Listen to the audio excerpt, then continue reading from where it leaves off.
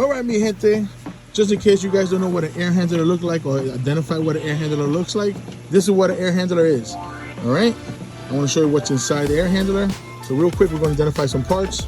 We call this a TXV valve or thermal expansion valve, which is right here. This is also called an A coil. We call it a coil, but it's an A coil. It looks like an A, you guys can see here. You guys can tell here. I don't know if you guys can see, it's kind of hard to say, but inside here, this cabinet, we have the blower wheel and the blower.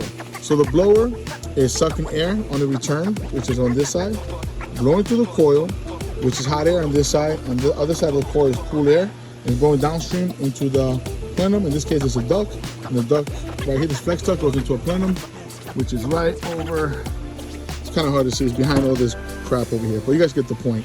So again, A coil, thermal expansion valve. This is called an air handler.